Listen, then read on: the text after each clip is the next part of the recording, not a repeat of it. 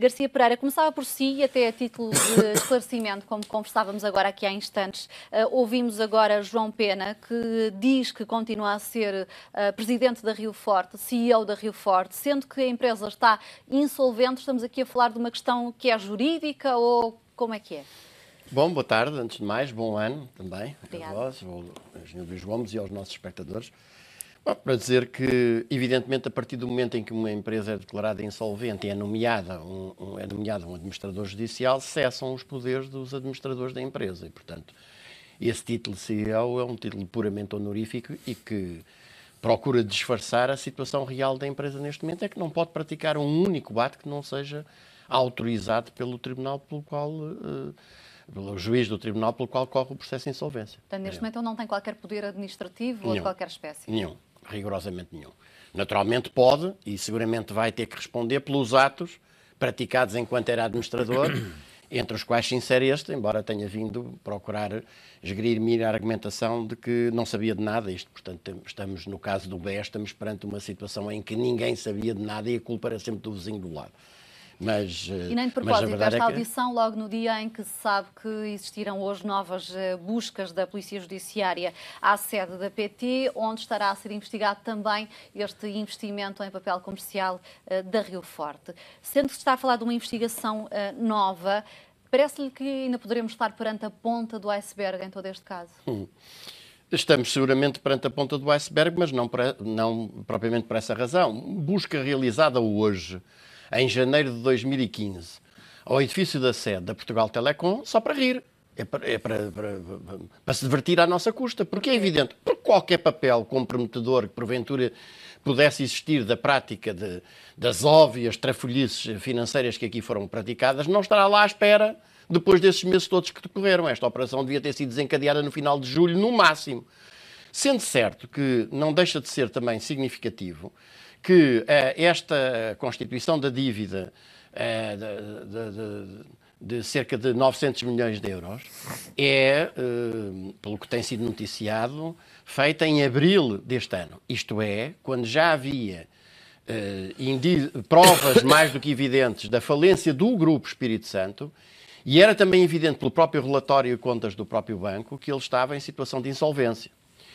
Como já tive aqui a oportunidade de dizer mais do que uma vez, no dia 10 de abril de 2014, o jornal do meu pequeno partido, o MRPP, tinha um artigo onde precisamente punha a nu que o relatório e contas que tinha sido apresentado pelo BES demonstrava a sua completa falência. Ora, como é que é possível que, tratando-se aqui, é preciso recordar, já agora algumas coisas que me parecem importantes, portanto, o Grupo Espírito Santo é o maior acionista da PT com qualquer coisa como 10,5%.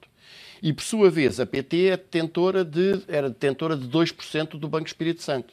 Portanto, temos aqui participações cruzadas. A PT foi distribuindo, desde 2000 até ao último ano, qualquer coisa como 11,6 milhões de euros aos acionistas de lucros, dos quais 9,5 mil milhões desde 2006, isto é, logo a seguir à OPA, à tentativa de OPA da SONAI sobre a PT, que foi inviabilizada em larga medida com o apoio do Banco Espírito Santo, foram distribuídos montantes absolutamente gigantescos de dividendos numa empresa que se estava a descapitalizar, que negava aos seus trabalhadores qualquer aumento salarial, praticava uma política contínua de congelamento de salários, de tentativa de retirada de direitos, sob o argumento de que era preciso reduzir custos. Nessa altura, a PT era dita como uma empresa saudável, como uma empresa de ponta, como uma empresa bandeira. A saúde da empresa, sob a gestão do condecorado e tão elogiado gestor Zain Al-Bava, significa que ela, durante o período da gestão do Zain Al-Bava, perdeu qualquer coisa como 90% do seu valor, passou a valer 1/10 do que ela valia à entrada. O que mostra bem que é que isso se caracterizou, que foi exatamente a mesma política seguida pelos bancos. Isto é, foram acumulando dividendos que, em vez de terem servido para se recapitalizar e para se fortalecer, serviram foi para distribuir pelos amigos, isto é, pelos respectivos acionistas, e inclusivamente chegada à altura de garantir alguma solvabilidade para o Grupo Espírito Santo na situação de completa insolvência, em que o que é preciso é fazer dinheiro de qualquer maneira para arranjar alguma solvabilidade financeira, efetuado um negócio que é absolutamente ruinoso para os interesses da própria PT enquanto empresa. E, portanto, nós estamos aqui perante relações de promiscuidade completa e total, relativamente a pessoas que foram durante uma década apresentados como o suprassumo da gestão e, ao mesmo tempo, perante um Ministério Público que se revela, uma vez mais, completamente incapaz.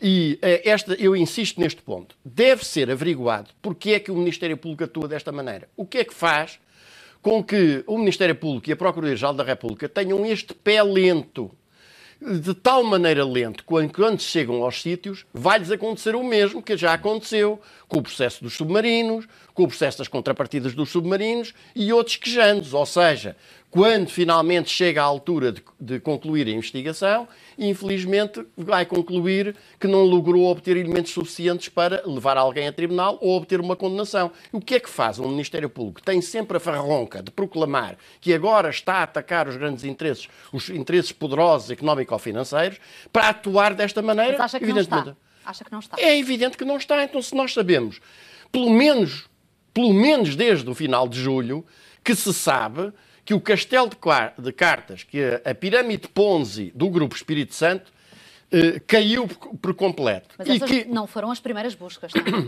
não? Não foram as primeiras buscas, mas todas elas são atrasadas. Por novos indícios? Não, esses indícios, vamos lá ver, não era preciso esperar por um relatório. Será que todos os indícios já eram conhecidos no verão? Não era preciso. Claro que eram, como é evidente. Todos os Constituição, não é possível que tenham surgido novos indícios. A constituição de uma dívida, da colocação em papel de uma empresa completamente falida por parte de uma empresa como a PT, é um facto que é conhecido desde antes da debacle do próprio Banco Espírito Santo.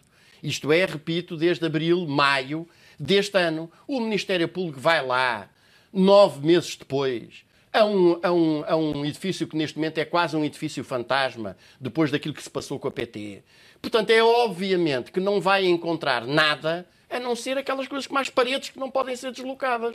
E, portanto, isto levanta aqui um problema sério, que é o problema de ainda agora, toda a gente vê as relações entre este caso e o caso do Grupo Espírito Santo, e ainda agora, repito ainda uma vez mais, não há nenhum elemento da família do Grupo Espírito Santo constituído arguido no âmbito do processo de dita investigação ao Grupo Espírito Santo. O que se está à espera é que todos os elementos de prova desapareçam entretanto. Trata-se de crimes públicos, relativamente aos quais o Ministério Público tem o direito de atuar mesmo sem denúncia ou queixa de ninguém. Basta que adquira a notícia, a informação da possível existência do crime, tem o dever de atuar imediatamente. E, portanto, a não atuação configura, de facto, uma atuação que deve ser investigada também até ao fim. O que está aqui em causa são indícios claríssimos de corrupção.